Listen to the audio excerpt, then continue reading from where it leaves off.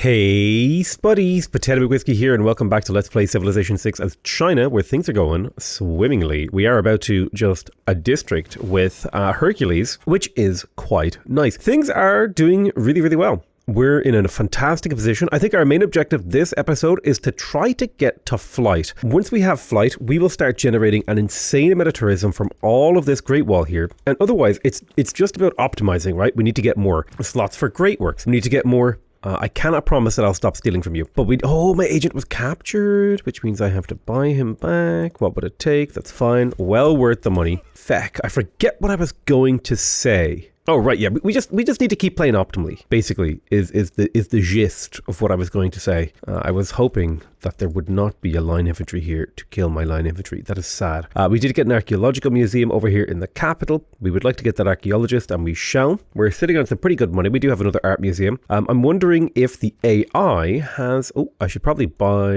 sell off my luxuries here, sell off my strategics, and we just had a great... we just had a World Council, so I can sell off those as well. So I'll sell off like 50 at a time for cash. Boom, and then kaboom. So we want to buy great works. Sculptures I'll buy. And what about portraits? Sculpture, landscape, religious... Yeah, we'll buy all those. And we don't particularly care about the thing that we're buying. We just need to get something in here, and then we'll kind of shuffle around and figure that out later when it becomes a little bit more relevant. Now, you're going to go ahead and build this. I'm going to grab myself the ancient walls in here. You are going to get your Renaissance walls. More and more walls coming up in Chen as well. I'm hoping to hit around 200 tourism per turn before flight, which I think we can easily do if we play our cards right. Let's go ahead and buy ourselves another builder. So this guy is probably dead. How did you spawn? First campus with a certain amount of adjacency, 3 or higher, will get us 3 error score. That is wonderful. Mansa Moose is emergency ended, and I forgot to give him money, but that's okay. That's okay. Let's just disperse this clan. We need to get rid of it. Beyond getting rid of it, I don't care. We do have the workshop now in Beijing, which is the first part of getting the boost for industrialization. We need to have 2 workshops for that. We will go ahead and get the medieval walls in here as well. Walls. The most important thing for us to do. Otherwise, we can get things like the Gilded Vault. Let me see. Yeah, we'll go for some Gilded Vaults. Tie you on. Let's get those libraries and campuses. Maybe I should trade for that and get it ASAP. No, let's get to work on the ancient walls. The tourism now, rather than tourism later, is the most important thing. We'll go ahead and get the commercial hub to help to continue to develop my empire. You are going here, and you're heading east to get these national parks online up here. Hercules, complete the harbour for me. There's nationalism giving me access to an additional spy, as well as the ability to upgrade my units into bigger armies. That's good. Let's see. We've got the industrial zone completed over here, as was foretold. How long to get the workshop? Yeah, plenty of time to get the workshop. I do have another governor title. Reina can be quite a good one. I'm going to pop her into Guangzhou, because I believe she gets adjacent unapproved tiles plus 1 appeal. So, a good place for the forestry management lady to go. We've researched opera and ballet. This will make it so that I can have more envoys, basically, is what you get from that. Now, we want to get archaeological museums. It's about that time of the game where we started getting our great works of archaeology. We still have suzerainty of 2 of these, 2 of these. We want to maintain suzerainty of 2 of each of these if we can at all times. Ooh, Bologna! We have to immediately take Bologna. Bologna gives you +1 great person point per type. That's huge. If we can take it, we're going to grab that suzerainty. +2. Amazing. Let's go ahead and siphon funds. And otherwise, I think we're now cooking with diesel. We're in a good spot. No complaints, no issues, no problems. I really enjoy this phase of the game. Oh, we stole more cash, by the way. I really enjoy this phase of the game where you don't have a whole lot of units that need to act, which means you get through turns relatively quickly. Let's go ahead and faith buy our first naturalist. Huge. And get our Renaissance walls up. If we're talking about you, pop that in there. Giran, my spy, has leveled up. I will take Disrupt Rocketry. That'll be handy if I ever need to stop someone doing that. I've got 3,000 gold in the bank, and perhaps it would be good for me to buy more builders. I think I'm just going to continuously buy builders at a hand down. It's the best place to do it. And Hercules, go ahead and build me another harbour. And then otherwise, Hercules, go ahead and just explore somewhere over to the west. I don't really care what you do with your time. But you did finish me a couple of districts. He actually finished me 3 districts, which saves me a decent amount of production, a decent amount of time. Let's double check. We still have open borders with basically everyone, right? Yeah. Okay. Open borders are still maintained, which means our tourism bonus is maintained. We're up to 11 tourists, so we are on the upward arc. Tad Mecca, I want you to continue to siphon funds from there, and we will make our very first national park, which I'm very excited about because those are always worth lots of era score, but also amenities, but also tourism, and just everything you could possibly want is coming down the pipeline for us. This national park in of itself is worth 14 tourism per turn, which is fantastic. That'll only get better as the game goes on. Although, to be fair, we're not hyper optimizing for national park tourism.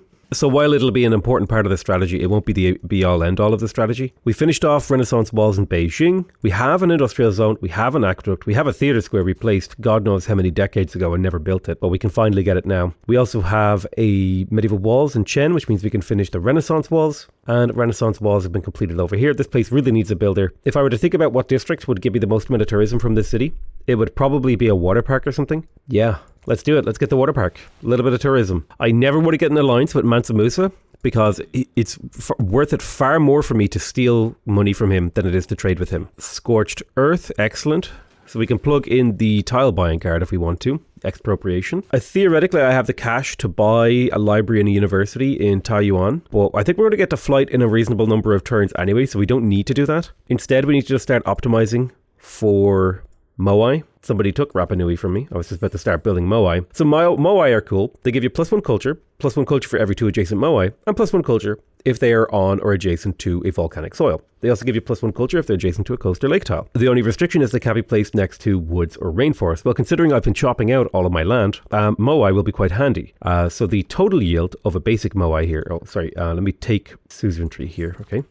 So like a basic MOAI, right, it will be +1 culture, right? So that's +1 tourism. But if I place 2 more MOAI, we go from making 1 culture to 4 culture to 9 culture. So you could see every time you use a MOAI, every other MOAI that's adjacent to it and the MOAI you just place itself becomes way more efficient. So you can kind of like graph the curve. Every MOAI we place, we just get way more efficient. So this is whatever this number adds up to, right? So you got 10, 20, 24 tourism just in here. This is like a national park for a few builder charges, you know?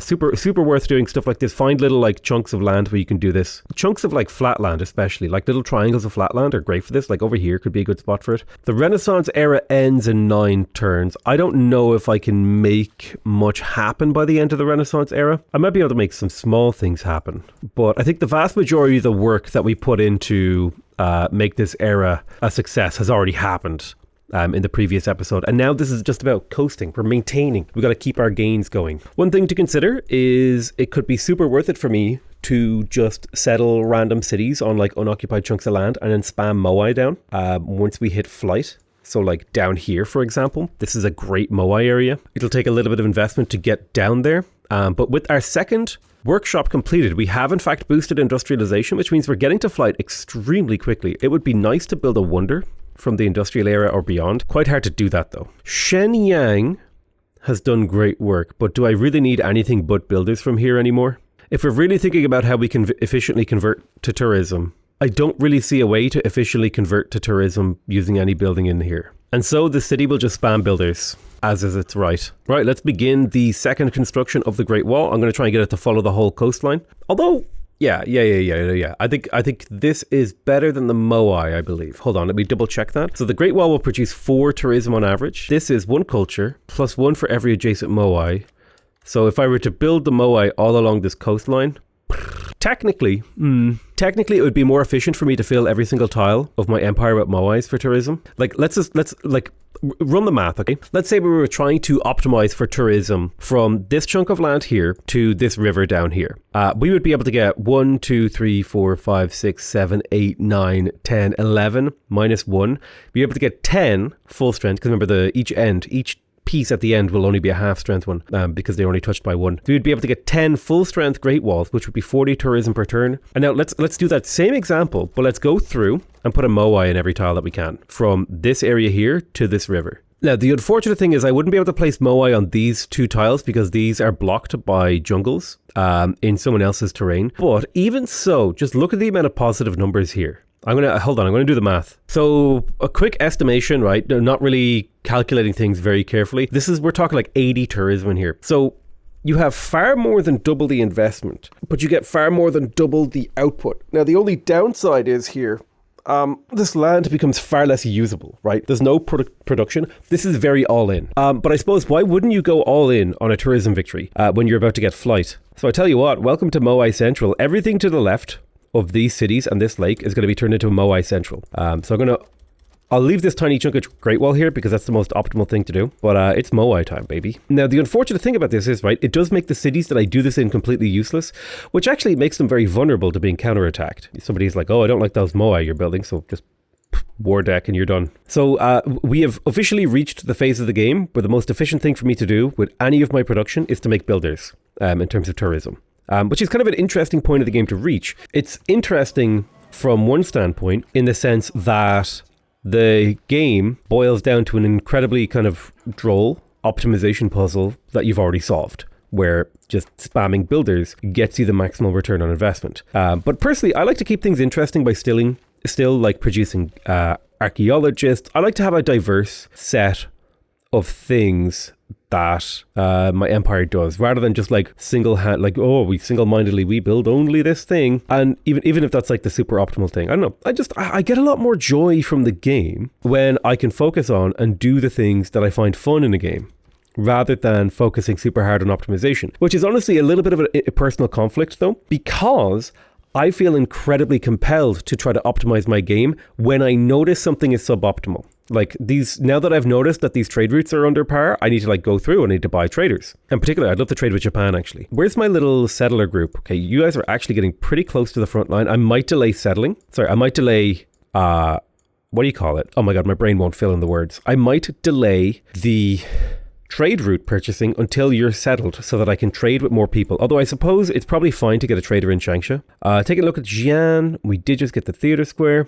Those are important enough to buy. My spy managed to escape and level up. I always run away on foot. I just don't see a reason not to. MOAI, MOAI, MOAI, MOAI. Let's get chopping and changing, loving and langing. Right, so we've got the little MOAI battery complete over here, giving us a ton of extra tourism. In the not too distant future, that will be cranking away for us. Our first archaeologist has finished, and we can go ahead and get combustion boosted and finally build ancient walls in my capital city. Soon, the Lime's card will go the way of the dodo. We have hit a critical 172 tourism per turn, which is very, very nice. The city of Hantan has done good work, continuing to grow. I need to make sure that I'm buying a builder in here every single turn, essentially, because this is the most efficient place to buy builders. And we will continue to make amphitheaters and things. Isn't it funny that I placed this amphitheater like 100 turns ago and only now am I getting around to building it? It just like goes to show you the kind of prioritization puzzle that you have to do when you're playing Civ. Is sometimes you can't get to do something because you got to do something else first. There just isn't enough time.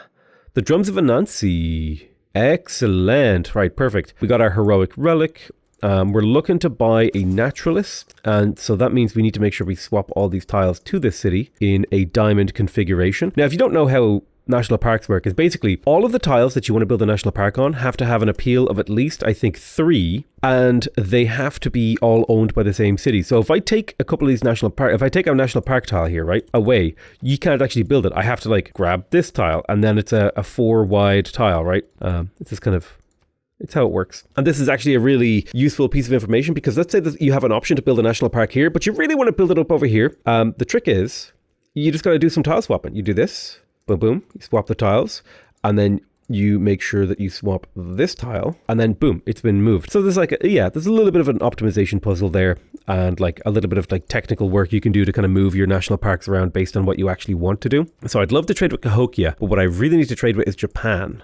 I can't quite reach Japan, so I will trade with Cahokia because it's worth a lot of envoys, and I will gold purchase a trader in this city in the hope that we can get a coastal trade route going, because I believe coastal trade routes have slightly longer range, and Hercules can escort this settler because he's a stronger escort. There's industrialization, giving us access to the factory and the coal power plant. I have enough gold to where it might be worth my while to purchase a factory and a coal power plant in here. If we do the maths on this, let's come back and we grab city overlap.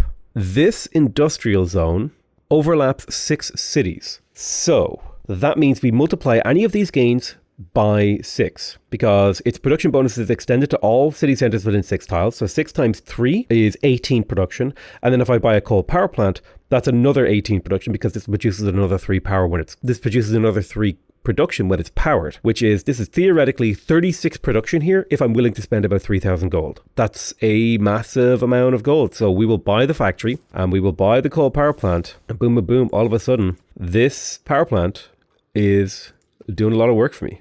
Very satisfied, very happy about that. Let's keep getting archaeological museums. Archaeological museums are generally better for the simple fact that great works of archaeology, they actually tend to generate more tourism per slot in a museum. So that is why I would say that they are better. Chop, and you go there and chop, and you go there and break, and then you go and MOAI. 11 turns till flight. I'm very excited at that. Perfect. We can trade with Tokyo to get us the tourism boost with Japan. Let's double check. Open borders have ended, so we shall go through and make sure that we're getting open borders. I'm actually kind of curious what the standing is for culture right now. We're at 18 out of 140, so we're slightly ahead, I would say. But yeah, let's go down the list. I would really love a mod that would just let me press a button and it would offer mutual open borders with the AI, or like a mod that would let me buy open borders off the AI really quickly. Any of the above would be amazing. I mean, to be fair, I do have like the art of offering open border down to a science. It's like you step in, click open borders, click as much gold as I can get off them, and then tap what would it take. It's a very, very efficient system. So I'm now getting open borders off of everyone. Excellent. And if you do that every 30 turns, that's a 25% boost in your tourism. It's a really, really important thing to do. I've got 4 tourists against Mr. Mansamu, so I'm generating 244 tourism against him. I believe, we could do the math really quick here to double check my numbers. If I have 6,923 tourism with him, we'll call that 6,900. I divide that by 4. I believe, so the math works out. It is for every player in the game. In order to take a tourist from another player, you need to generate 200 tourism times the number of players in the game. So there's 8 players in the game. 200 times 8 is 1,600. So every time I generate 1,600 tourism against a specific player, I will take one of their tourists. And that's how the tourism calculation is done, which technically makes it easier to do a tourism victory the bigger a game is, although there are certain things that kind of also counteract that in a bigger game. There's more opportunities for other civs to steal wonders from you, etc., etc., etc., and key great people. So there is kind of like one thing I will say about Civ is that it is very well naturally balanced in the sense that the game's mechanics have very interesting built-in self-limiting factors that keep certain things from being too broken. Okay, perfect. We are now officially burning coal. Ooh, look at that. Another 2,000 gold stolen. I do need to build another spy. I need to build my trade routes. But yeah, man. I genuinely, the Malian Empire, now that they fixed the AI to where they actually build districts other than campuses, instead of just focusing solely on campuses the entire game, it's really, made the AI more difficult to play against, but it's also made the AI more interesting and fun to play against because finally you can actually steal gold from them again.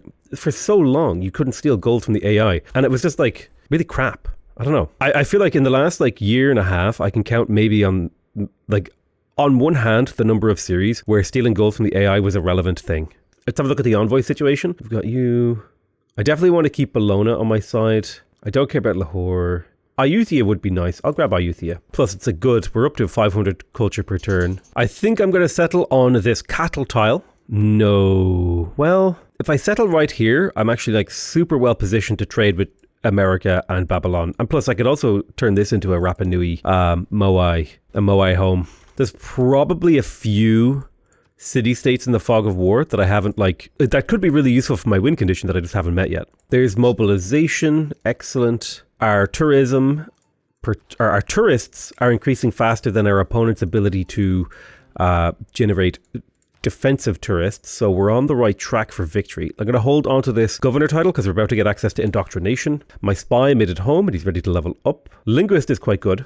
Quite a fun and interesting one. You pop in over here, build a MOAI, pop in over here, destroy our mines. We're quite literally destroying our empire for a tourism victory. But that's the name of the game in Civ, man. Which, seems a little wacky. And I can understand why people don't love the wackiness of Civ sometimes, particularly Civ 6. We did find Old Faithful, which is a natural wonder added by the map mod that I use. Makes start locations more equal. Oh, we did get a free holy relic because we're Susan of Candy. And that candy, I've never had a god tier candy game, like Candy Reliquaries game. It's just never happened in all the time I've played Civ. if you have a start location with a religious civ, there's Sri Prada as well. Sri Pada, another relic. If you have one, if you could find me a save file where you start next to Candy as a religious save, I would love to play a relic game. Like not a tourism relic game, like a religious relic game where we use reliquaries to generate our faith. So Industrial Era Golden Age is actually suboptimal, but it's also just fine. I'm going to take Reform the Coinage for a little bit of extra cash. Not the greatest thing ever. We did manage to get Renaissance Walls in the capital. Let's get the spy. And then this spy can head back to, I believe Tadmeka and Niani are being handled. So you need to head back to... Well, let's have a little bit of a look around, because sometimes the other AIs will generate a decent amount of cash too. No, not really. Baltimore is doing okay. But yeah, I mean, Mali's the money guy, so he's the one we should steal from. I can't help but feel that we're winning in spite of the fact that we are the Elves of Minerva, rather than as a result of playing as the Elves of Minerva. Do you know what I mean? Like, I mean, we are getting really good value out of the Elves bonuses, like, to be fair.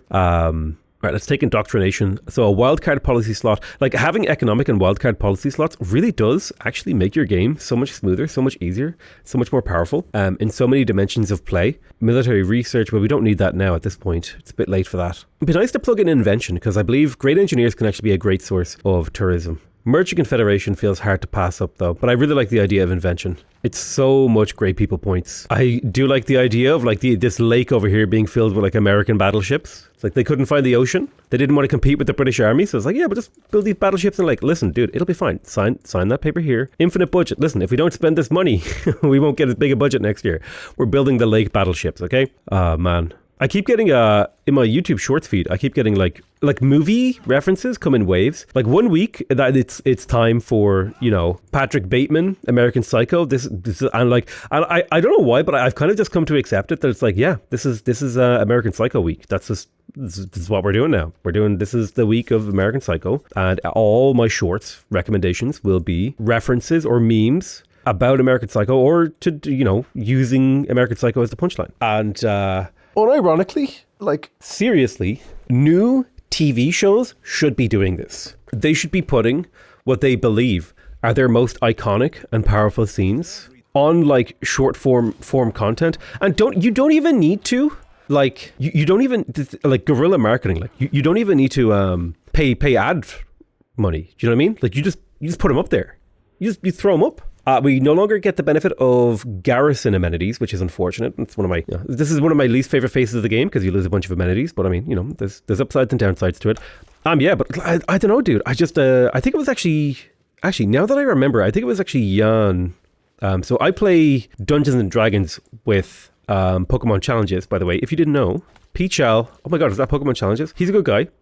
Very funny, very clever, very dedicated to the craft of being a YouTuber. But he actually said this to me, and I'm only remembering the conversation now. Like, if you have a movie or TV show or whatever, and you think you have like, let's say you have like 20 banger scenes, just make like random shithouse like spam accounts. And when I say spam accounts, I don't mean like literal spam accounts. I mean just like make these like smaller AstroTurfed accounts and put up like memes about your movie, or like put like, you know, the Sigma music over whatever scene you think is awesome in your movie. And like, I actually genuinely think after he said this to me, I was like, dude, this is gonna be like a really good way to market movies. Like you won't like, there was a week a few weeks ago when it was Breaking Bad week. That was all that was getting recommended to me. And I went back and I started watching Breaking Bad again. I'm like, holy shit, the algorithm controls my life, dude. I'm actually like, I'm being controlled. It's like psyops. It's like mental, like genuinely.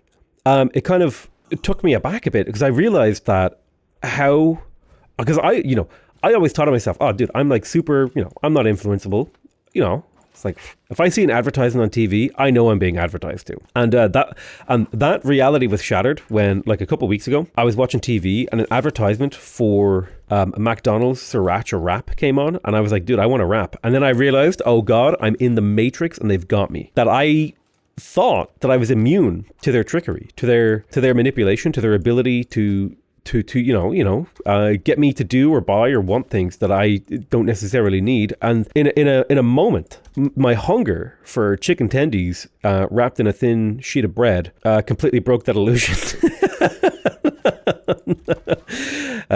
Which was interesting. We should do something about that. You know, with this, we should pass a couple of laws, you know, make some regulations. What if hear me out here, okay? What if 5% of advertising had to be to try to convince people to be good people, but like in a guerrilla sort of way? It's like, hey, the problem is all these like marketing. The thing is, if we put the minds, sorry, I'm having like 4 thoughts at once here, and I'm trying to get them all out without like garbling them, and I'm completely failing to. Imagine if you saw an advertisement on the television, and it was like, hey, put down that burger, big guy, or whatever, you know, stereotypical, like, you know, get healthier thing, or like, oh, the road is everything, I'm jogging, blah, blah, blah. Obviously done a little bit more tactful than that. I'm just phrasing it in a kind of flippant and mean way because it's like slightly funnier. But yeah, like what if we directed like 5% of the like 5% of the energy that people put towards getting you to buy like a light up squirt gun that shoots, you know, these soaked pellets or whatever they're called. If we put 5% of that energy of getting people to buy, you know, Chanel perfume into improving people's lives, I think we could make a difference. I really do, you know, because those people, the people that work at those advertising places, they put like so much in, like literally, these are like people at the top of their craft in like psychology, in art, in design, in everything. These people understand how the human mind functions.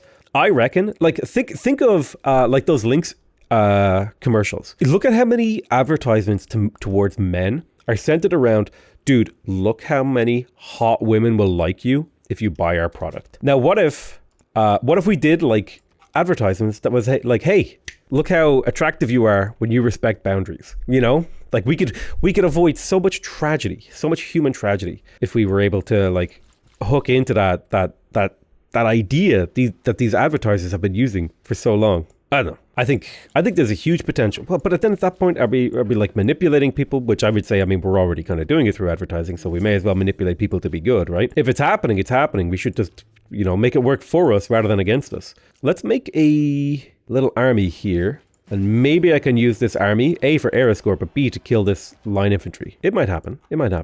Let's make that happen across the globe. But yeah, what if it was like, instead of being like, oh, look how attractive you are, you know, because you wear this particular like mildly weird smelling can of strangely scented juice that we call deodorant. What if it was instead like, oh man, look how attractive you are if you use your turn signals or you indicate on a roundabout, you know, like some of these everyday things that would be really, really nice to get people to do. All right, let's go ahead and grab democracy. We'll fill in our policy slots. We have most of what we want. I'll plug in gunboat diplomacy. I'm very, very hyper-focused on developing my envoy capacity. I need to build spies too, so that all needs to happen. I think public works and liberalism here suit me really, really well, although they probably are going the way the dodo soon. I'll plug in military research just for now because a little bit of extra science might shave a turn off a flight. No, it did not. Never mind. The probability that it was going to shave off a turn was quite low, but we do get to choose some artifacts now, which is cool. Oh yeah, I can finally justify my statement about artifacts. So if I go for artifacts here, you can see artifacts generate 3 tourism and 3 culture, whereas if you take something like a great work of art, they generate 3 culture and 2 tourism. Less when they are duplicates. So you can see here, right? Because I have 3 great works of Hieronymus Bosch in here, I'm only making 5 culture and 4 tourism. If I were to swap even just a sculpture in here, boom, that actually improves it quite a bit, because duplicate great works of the same kind in the same art museum perform significantly worse. So shuffling things around is actually a really, really, really, really great way to improve the yields of your art museums, which is why you almost always want to have like 3 artists. So a little bit of an optimization thing there that people probably aren't super aware of. So I'm kind of curious as to like, what sort of bets do you guys have on how much my tourism is going to increase when I finally when I finally get flight done? Like, there is so much tourism here. There's so much tourism over here. Looks like I lost suzerainty of Rapa Nui. I want to take that back. Fortunately, I still don't have it, so I'm going to have to put these guys on hold for now. Chop. Chop. And you chop for cash. Well, probably better to trade with something like Nazca or Venice or Ayutthaya. Although I'm worried about potential... Yeah, you know what? We'll trade with Ayutthaya. Who cares? So let's come into Wuhan and buy ourselves a couple traders. We trade with these players over here. We also got a great person. Nice. Another great rider. We'll take him. We finished a theater square over here. We can build the amphitheater. Did I talk about Andor already? I don't remember if I talked about Andor. Andor was fantastic. Really, really enjoyed it. Super surprised by how good it was. Last night, I watched All Quiet on the Western Front. Damn. That's a fucking movie. I watched the 2022 version. Now, I've heard about the older versions, but I never actually sat down and watched them. But let me tell you, the 2022 version, fantastic movie. However, caveat emptor or whatever. Couple small things with that movie that I would be willing to talk about. Like spoiler, I'll try to keep it like spoiler light, okay? But a couple of the ways they changed the story for a couple of ways how the characters die, I didn't like or agree with. It's quite unfortunate, is basically what I will say. It was quite unfortunate. They kind of missed some of the changes they made to the book, kind of missed the point of some of those scenes in the book, which that's okay. Sometimes you have to adapt scenes for a modern audience. Like, for example, they gave one of the things that they got criticized on, that I remember, because I sometimes after I watch a movie, I'll like go check out the subreddit to find out what people's take are, right? Like, hey, what's the temperature on this movie? Because if I really like a movie and everyone hates it, I'm like, oh, geez, I gotta reevaluate my tastes here and figure out why people hated this. Okay, so we managed to get flight. Boom, we're up to 5,500. Sorry, I almost said 1,500. 510 tourism per turn. We're well on our way to victory. But yeah, sometimes you gotta take the temperature of the room. You'd be like, hey, what's the consensus on XYZ movie? Oh shit. Well, that's a dead unit. Unfortunate. I need more barb camps around that I can buy a unit from, kind of. And one of the biggest criticisms they made for the movie, which by the way, if you don't know, the movie is set in World War One. Spoiler alert. All Quiet on the Western Front is a war movie set in World War One towards the end of the war where Germany is losing and very obviously losing to everyone involved. And yet the carnage is continuing. And I think one of the things they included is some references to the political situation in Germany and France as to why the war wasn't ending. Like, even though Germany had lost, there were still like thousands upon thousands of people getting killed in battles or just to attrition or just whatever mundane thing, like, oh, he slipped and cut his hand on a rusty nail, accidentally stuck it in like rat poop, and now he died of Wheels disease. Like, he's done. All this sort of stuff, right, is going on in the war. And yet, like, Germany is very clearly lost at this point. It's not ending. And I feel like they included the political scenes where they're like negotiating the peace over a series of a few days to be able to give the viewer context as to why the war wasn't ending. Because, like, if the viewer's watching the movie and they're just like, wait, why are they still fighting? The war is over. Why don't they just surrender? And you would miss the why. And I think the why is actually really, really important. So I'm kind of glad they included references to the why in the movie. And I really liked how it was a war film that portrayed the German soldiers as just being soldiers, despite the fact there's like this very, very clear undercurrent of like, what's coming 2 decades from now based on like the culture of the army and how people talk and stuff like that. But that these guys were just like, they were quote unquote here, they were heroes fighting for the fatherland. But their lives were being squandered by these like very paternalistic and outmoded people in command. I don't know, there was just something very, it's just a really, really good movie. They did a really good job, I think, of adapting it for a modern audience. And I think that's the thing about it, is you have to remember, most people have no idea what the hell happened in World War One these days. We're taught about it in school, but it's in a very abstract kind of like, oh, there was like a really big war and a lot of people died. And like, that's really the kind of level of engagement that most people get at school with it. But there's so much more to the First World War. So I really appreciated that they added that little bit of extra context. Even though, like, I personally know, but I can see why they did it. I don't know. I really liked the movie. It was very brutal, very gruesome, very harrowing, which is sometimes what you're looking for in a movie experience. Would not recommend if you're not into brutal war films and depictions of the horrors of war. Step away. However, if you are interested in that, if you get some sort of visceral, intellectual, I don't even know what the word is, but there's something just awe-inspiring about the idea that these dudes kind of knew what they were getting into, right?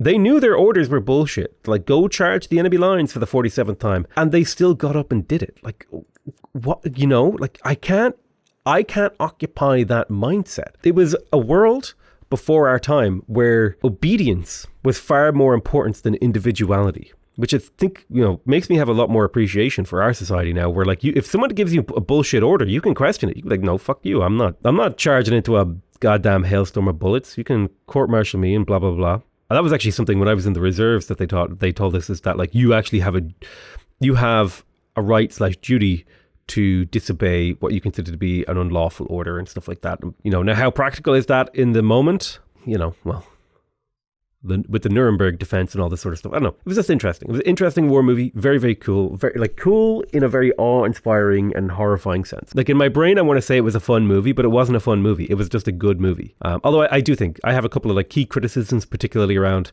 how the movie ended and how a couple of people died. And hold on. I gotta pick my government before I do this. Hold on. Yeah, for now, I'll just take a little bit of extra culture. I'll go for Trade Confederation. The science is probably worth more. So now that we have that, we want to pick up printing to double the tourism yields from our great works of writing. And then we want to head over here to grab computers. Computers is a very important technology because it multiplies your tourism by 25% across your empire. Similarly, we want to get environmentalism because that's a 25% boost of tourism across your empire. We are making really, really good tourism. We're making a really, really good pace. We might even be able to win in the next episode. Oh yeah, there was a couple of other like criticisms I had of All Quiet on the Western Front. One of the key ones being is the actual depiction of the strategic situation of the war. The big mistake that they make was that they wanted to show late war period, but they were using the tactics in the movie of the early war period. And unfortunately, because I know just like a little bit about a little bit, I know that the tactics of the early war period looked very different from the tactics of the late war period. And that kind of took me out of the movie just a little bit, like not massively, but it does take you out of it just a smidge. And I found that to be slightly disappointing. And that they were depicting these guys basically doing like bayonet charges against tanks and like trying to hold tanks off with rifles. Whereas by this time of the war, they would have been very, very experienced with like using those bundles of grenades and anti-tank rifles. And tanks were shown as being like these incredible, impenetrable doom machines, which they were, but they weren't like completely infallible. They did have weaknesses. And while they did show some of that, I feel like that sort of end of things, I think, took away from the historicalness of it and made it a little bit too theatrical for me, which took me out of it a little bit. It didn't ruin the movie. It just took me out of it a little. I felt like Neil deGrasse Tyson watching a sci-fi movie. You know, it's like, well, that couldn't happen because this is why, you know. But yeah, look, it just, yeah, it's, you know, it's like the pattern in the night sky was all wrong for that time of year for when the movie was set. And I'm like, okay, Neil, calm down. We get it. You're a science guy. But that's kind of how I feel criticizing the movie for not following the tactical situation of the war. It's like, well, you know, the Germans, they had the Schlosspanzer and the but yeah, other than that, great movie. It kind of makes me want to go back and watch the old ones to compare, which is usually not a feeling that I get compelled to do. Usually I don't care about older movies whatsoever, but I kind of got into a little bit of a kick. Like I watched the old Superman movies recently. Over Christmas because they were playing on television, because that's apparently movies on television is still a thing. I don't know, I'm just so fully tuned in to the whole like Netflix thing. I was almost going to say Netflix and chill, which is something I do exclusively with your mother, but I'm just so tuned in to like the streaming aspect of things, or just not watching movies if I can't find it on a streaming service, that I forget that there's people who like still like check the TV programs and are like, oh, they're playing Scratchman 7 on Sunday. It's like, get with the program, old lady. You can stream that. You can stream Scratchman 1 through 8 for free if you get a NordVPN. Hey, Nord. Any VPN service, hit me up. Earn double great people towards... you know, it doesn't really matter. Writers. None of these really particularly matter. I'm just going to vote randomly. At this phase of the game, we're into what I call the curve. We are now curving into our tourism, which means we are very much so on the path to victory. We're at 40 out of 170. So stop by next time and you shall see us win the game. I love you all very much, and I'll see you guys next time. Bye bye.